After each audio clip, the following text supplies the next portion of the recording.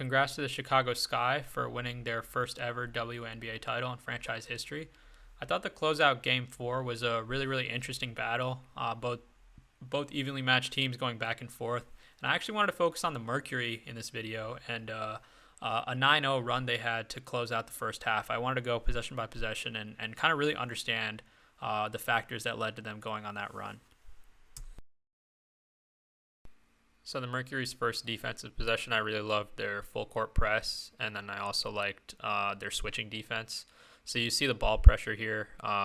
Skylar Diggins just picking up Quigley at about 75 feet, making her uncomfortable. Again, Quigley passes to Vandersloot, and then Shey Peddy's just right there at midcourt guarding her. I like the switching as well. You saw Peddy kind of get hit with that screen. Griner switches onto the point guard. You see it again, Peddy. So he gets screened there. And then Griner comes in, switches onto the point guard. And then I love the way they switched off of a mismatch here. So you see Peddy's guarding Candace Parker.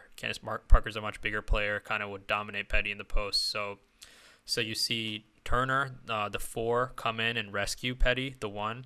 And you'll kind of see it in action here. Peddy switches onto the shooting guard. Turner switches on to Parker. So now the matchups are a little bit more even. And this is kind of this is called what's called scram switching. It's a great way to ease up mismatches that get created by switching. And you'll see another great switch here as Parker sets a back screen, and then Turner switches on to Azrae Stevens, blows up the back cut. Copper makes kind of a bad pass, and just all around great defensive possession by the Mercury.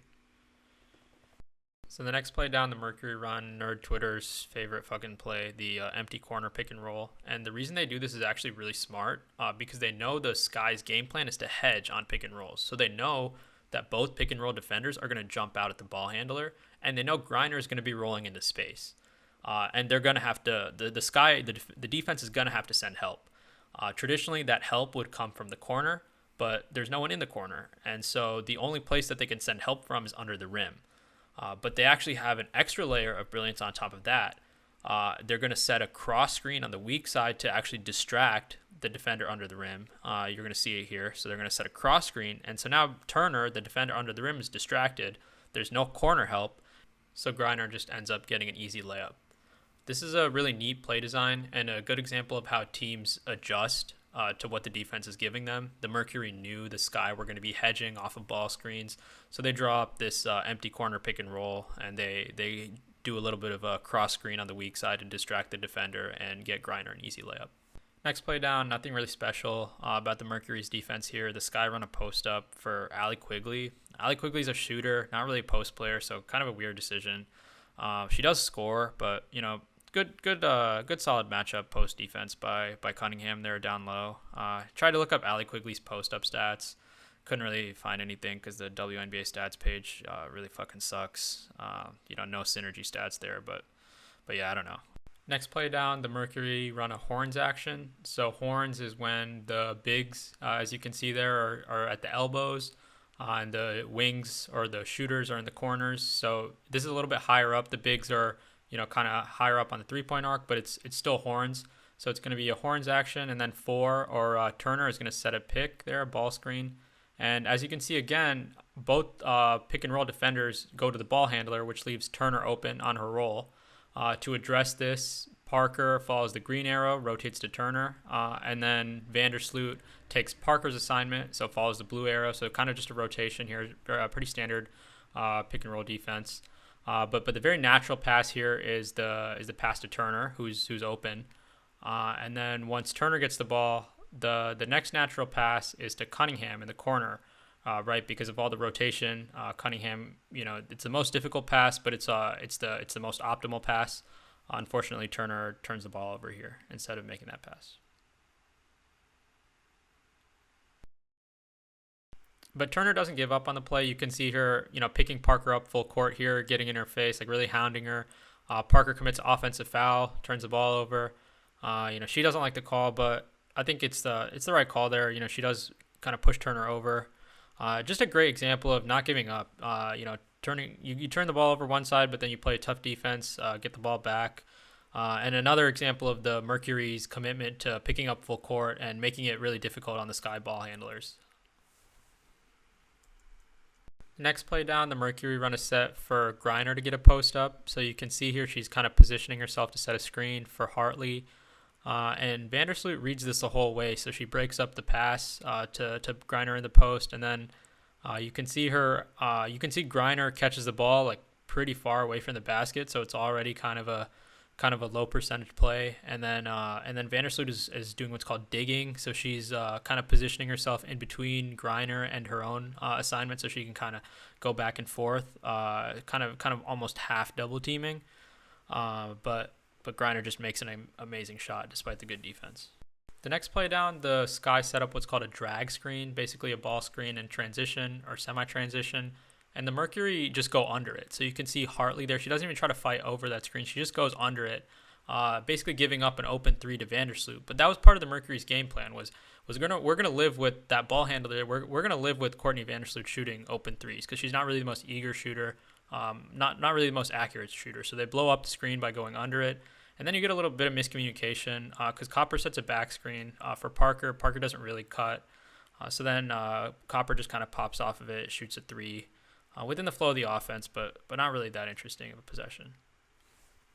Then off the defensive rebound, you can see Diggins really wants to push pace because this guy's defense really isn't back all the way.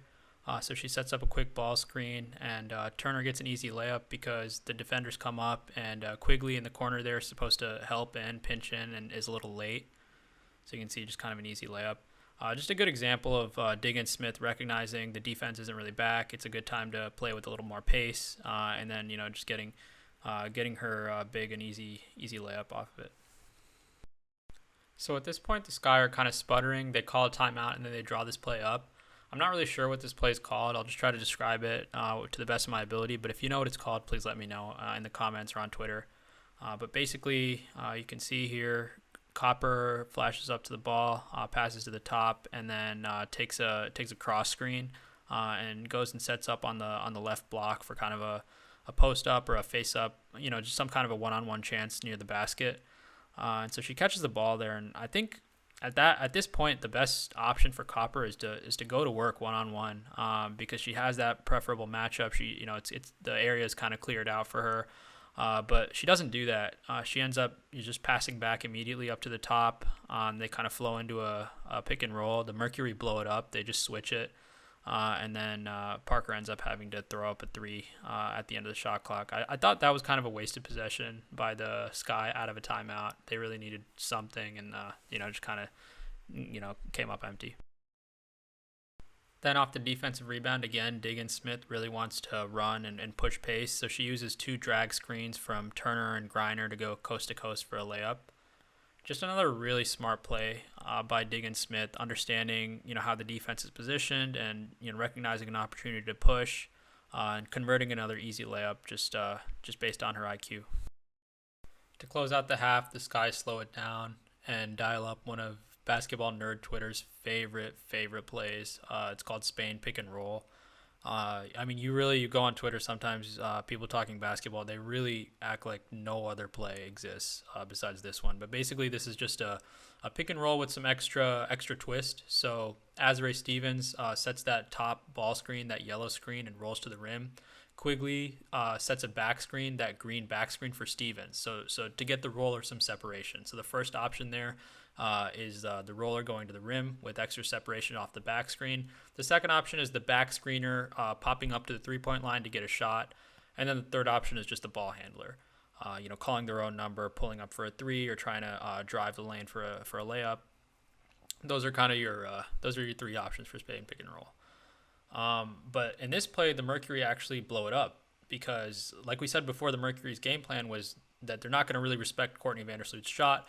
So you can see here that off the pick and roll, the defender just completely ignores Vandersloot. Vandersloot settles for a three.